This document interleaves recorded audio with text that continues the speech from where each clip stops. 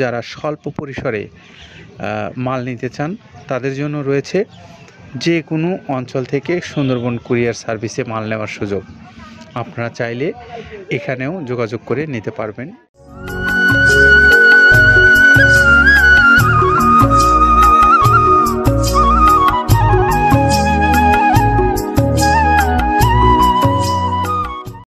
আসসালামু আলাইকুম রহমতুল্লাহ। সম্মানিত খামারি ভাইরা, আপনাদের প্রত্যেকেই মৃত্তিকা অ্যাগ্রো ফিড মিল থেকে স্বাগত জানাচ্ছি। আর সেই সঙ্গে আজকে আমাদের যে গাড়ির গন্তব্যস্থল সেটিও আপনাদেরকে জানিয়ে দিচ্ছি। আমাদের আজকের গাড়ির গন্তব্যস্থল হলো চানগাঁও, চট্টগ্রাম। আর চানগাঁও চট্টগ্রামের আমাদের সম্মানিত খামারি ভাই হলেন মহসিন আলী। এই মহসিন আলী ভাই হলেন চানগাঁও চট্টগ্রামের বাসিন্দা, কিন্তু তিনি প্রবাসে থাকেন, অর্থাৎ সুইজারল্যান্ডে তিনি থাকেন। সেই সুইজারল্যান্ড থেকেই এই মৃত্তিকা অ্যাগ্রোফিডের সঙ্গে তিনি যোগাযোগ করে এই মৃত্তিকা অ্যাগ্রোফিডের যে খাবারটা তার খামারের জন্য তিনি এখান থেকে প্রতিনিয়ত নেন। ইনিও এই মৃত্তিকা অ্যাগ্রোফিডের একদম প্রথম দিকের খামারি, যিনি এই মৃত্তিকা অ্যাগ্রোফিড যখন থেকে চালু হয়েছে তার পর থেকেই তিনি এই খাদ্যটা এখান থেকে নিচ্ছেন প্রতিনিয়ত এখান থেকে। তো আমরা এই মৃত্তিকা অ্যাগ্রোফিডের যেই প্রায় 30 আইটেম সমৃদ্ধ মিক্সার ভুসি জাতীয় গোখাদ্যটা আপনার পশুর জন্য আপনারা যারা নিতে চান, অর্থাৎ যে ভাইরা খামারি হিসেবে নিতে চান তারাও পারবেন, এবং যারা ডিলারশিপ নিয়ে ব্যবসা করতে চান তারাও পারবেন। আপনাদের জন্য রয়েছে মৃত্তিকা অ্যাগ্রোফিড কর্তৃপক্ষের মোবাইল নাম্বার, যেগুলো অনলাইনে দেওয়া আছে। সেই নাম্বারগুলোতে আপনারা যোগাযোগ করে এখান থেকে মাল নিতে পারবেন বাংলাদেশের যে কোনো অঞ্চল থেকে। এছাড়াও যারা স্বল্প পরিসরে মাল নিতে চান তাদের জন্য রয়েছে যে কোনো অঞ্চল থেকে সুন্দরবন কুরিয়ার সার্ভিসে মাল নেওয়ার সুযোগ। আপনারা চাইলে এখানেও যোগাযোগ করে নিতে পারবেন এই মৃত্তিকা অ্যাগ্রোফিড কর্তৃপক্ষের সঙ্গে। তো আমাদের মহসিন আলী ভাই চানগাঁও চট্টগ্রামের যে গাড়িটা যাচ্ছে 380 বস্তা মাল নিয়ে, সেই গাড়িটা যতক্ষণে যাচ্ছে আমরা একটু আপনাদেরকে এই খাবারটা সম্পর্কে একটু তথ্য জানাতে চাই। আর এই খাবারের যে আইটেমগুলো ব্যবহার করা আছে প্রায় 30টা, সেই আইটেমগুলোর মধ্যে কি কি উপাদানগুলো আছে আমরা একটু সেই বিষয়ে আপনাদেরকে অবগত করতে চাই। আর সেইগুলো আপনাদেরকে জানাচ্ছেন আব্দুল কাদের ভাই। যেটা দেখতে পাচ্ছেন এইটা মূলত ছোলা। আমরা এখানে ছোলা ইউজ করে থাকি। আপনার ছোলার দামটা তো বর্তমানে একটু আকাশচুম্বী, তো এর মাঝখান থেকে আমাদের বাজারও নিয়ন্ত্রণ করতে হয়। আবার অনেকের মধ্যে কনফিউশন আসতে পারে 30 আইটেম দিয়ে এই বাজারে নিয়ন্ত্রণ করা কিভাবে সম্ভব। হ্যাঁ, সেটাও সম্ভব যদি আপনি পাইকারি যদি মাল আপনি গাড়ি খরিদ করতে পারেন, কেজিতে 4-5 টাকা আপনি কমে কিনতে পারবেন। সেক্ষেত্রে যদি আপনি কাস্টমারকে বা খামারিদেরকে ভালো কিছু দিতে চান আপনি দিতে পারবেন। তো যাই হোক, আমরা যেটা দেখাচ্ছি শুরুতে এটা হচ্ছে মূলত ছোলা। এখানে ছোলা প্রচুর পরিমাণে দেওয়া আছে ছোলাটা। আর আপনার এখন যেটা দেখতে পাচ্ছেন দ্বিতীয় নাম্বার 1 গেল, এবার দ্বিতীয় দেওয়াতে একদম খেসারির যে আস্ত যে ভাঙাগুলো আছে একদম গ্রেড 2 যেটা, সেটা এখানে আমরা ইউজ করি। আচ্ছা আচ্ছা, তাহলে আমরা দ্বিতীয় নাম্বার চলে গেল। তৃতীয় দেওয়া আছে বুটের ডাল বলতে কি, এখানে বিভিন্ন আপনার বেসিক এরিয়াগুলো দেখা যায় বিভিন্ন ডাউলের একটা মিশ্রণ থাকে, বিভিন্ন ডাউলের হয়তো ডাস্ট যেটাই বলবো ডাস্ট, সেগুলো হয়তো চালনা করার পরে একটা ফ্রেশ একটা জিনিস বেরোয়, সেইটাকে দেওয়া হচ্ছে। আচ্ছা, আর 4 নম্বরে যেটা আছে এটা আপনার মূলত ভুট্টা। এখানে আমাদের প্রচুর পরিমাণে হিউজ ভুট্টা দেওয়া হয়। টোন এবং প্রিমিয়ার কোয়ালিটির যে ভুট্টা, কোনো পোকা কাটা বা কোনো দানা কাটা সেটা নাই।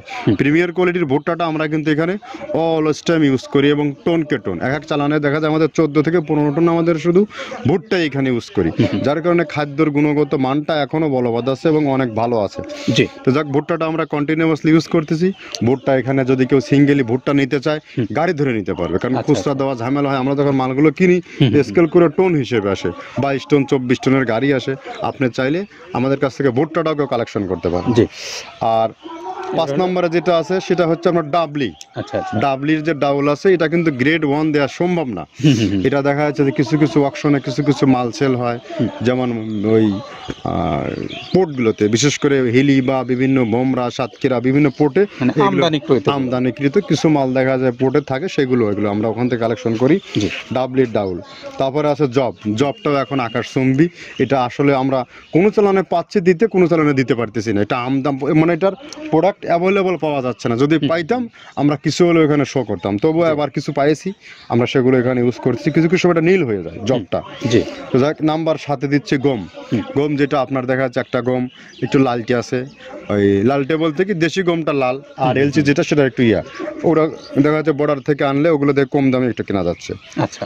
আর 8ম নম্বরে যেটা আমরা এখন দেখাচ্ছি এটা ধুম সার্ভিস। মূলত এটা ষাঁড় গরুর জন্য অনেক ভালো এবং অনেক মানসম্মত। ধুম সার্ভিসটা এখন আকাশচুম্বী হয়ে গেছে। আগে মানুষ খাওয়াইতো না, এখন মানুষ সবাই এইটা আবার ইউজ করা দরকার। আপনি যেহেতু শুরু করছেন জিনিসটা, সেক্ষেত্রে এখন বাংলাদেশে এটা আমরা মূলত সেই আমাদের নর্থ বেঙ্গলের কিছু কিছু একদম বর্ডার সীমান্ত এলাকায় কিছু চাষ হয়, বিল এলাকায়, সেখান থেকে আমরা মূলত বিভিন্ন মিডিয়া মাধ্যমে এগুলো সংগ্রহ করতে হয়।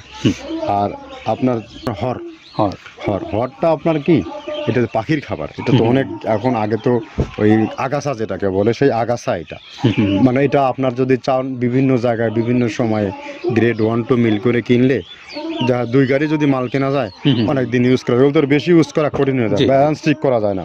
তো হটটা আমরা ইউজ করি এখানে প্রচুর পরিমাণে। মুগের ডাউল, এবার নাম্বার 11তে আছে মুগের ডাউল। মুগের ডাউলটা এখানে আমরা যথেষ্ট পরিমাণে ইউজ করতে পারি।